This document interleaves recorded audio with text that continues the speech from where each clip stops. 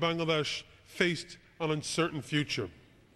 Instead of succumbing to the temptations of permanent power, that caretaker government ultimately scheduled nationwide elections, invited international election monitors into the country, and created an independent anti-corruption commission.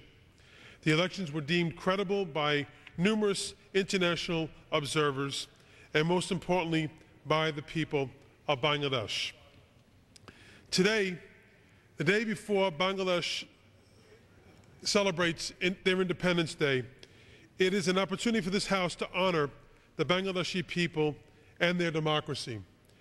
Bangladesh has made important strides towards reaching the qualification requirements of the Millennium Challenge Corporation.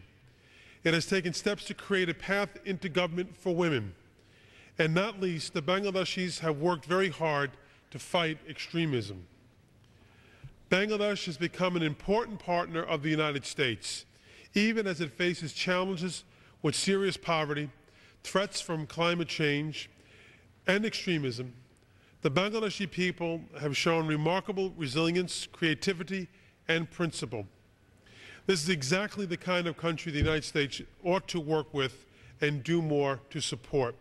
Not because the situation on the ground is perfect, but because by working together we have clearly created a better path forward. In the coming months, I hope the Bangladeshi authorities will make every possible effort to deepen and strengthen political reconciliation within their country.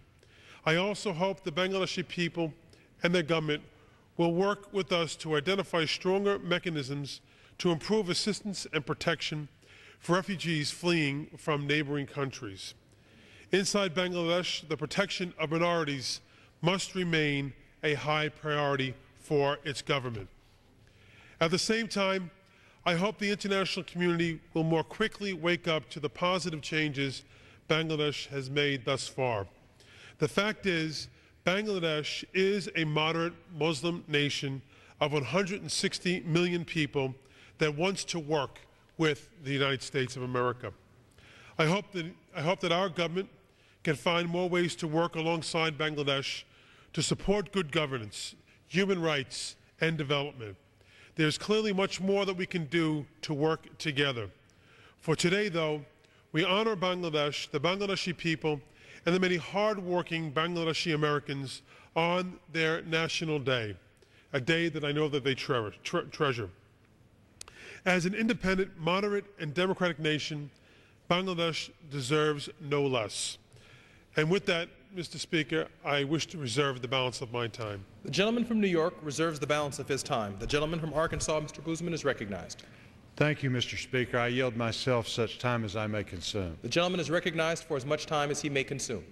I rise in support of H.R.S. 1215, a measure expressing the support of the American people for Bangladesh's return to democracy. Mr. Speaker, the United States and Bangladesh have been friends for more than a half a century. We've worked together to help build a strong and lasting democracy. The United States welcomed a free and fair, transparent election that occurred in December 2008. The United States is proud to have supported that effort, and we will continue to support efforts to improve and promote development, democracy, social harmony, and mutual tolerance. The United States attaches a great importance to South Asia. In this context, the good news coming out of Bangladesh related to democratic development, economic progress, and rejection of violent extremism, all of this has been strongly welcomed in Washington. In this regard, we were all pleased that ties between our two countries continue to deepen. Our two governments are working closely to address global challenges, including climate change, food security, terrorism, and pandemic disease.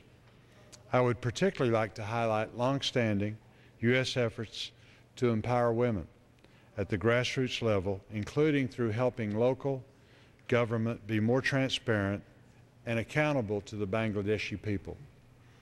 Meanwhile, the growing voice of Bangladeshi American community in Arkansas and elsewhere around the country is helping to strengthen and extend people-to-people ties between our two vibrant societies.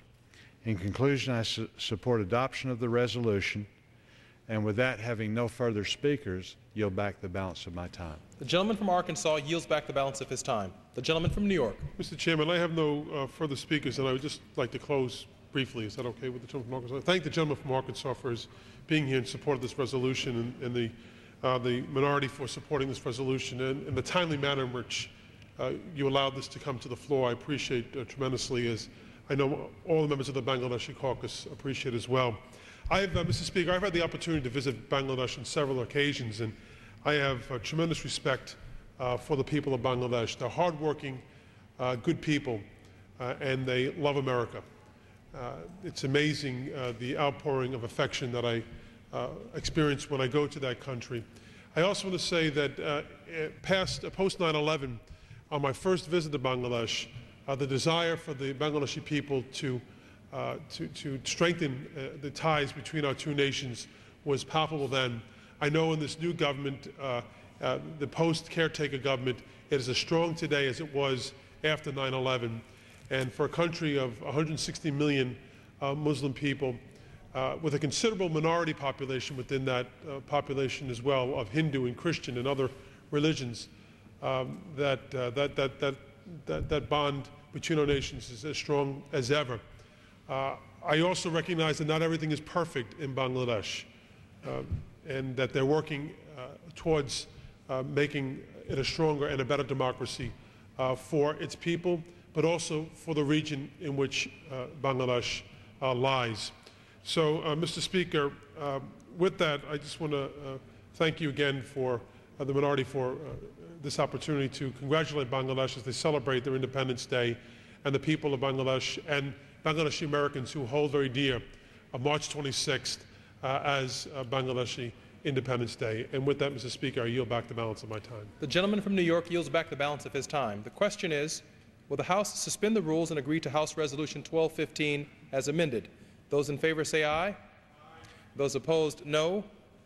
In the opinion of the Chair, 2/3 being in the affirmative, the rules are suspended. The resolution is agreed to, and without objection, the motion to reconsider is laid on the table. The gentleman Speaker, from New York. On that vote, I request the yeas and nays. The yeas and nays are requested. All those in favor of taking this vote by the yeas and nays will rise and remain standing until counted. A sufficient number having risen, the yeas and nays are ordered. Pursuant to Clause 8 of Rule 20 and the Chair's prior announcement, further proceedings on this motion will be postponed.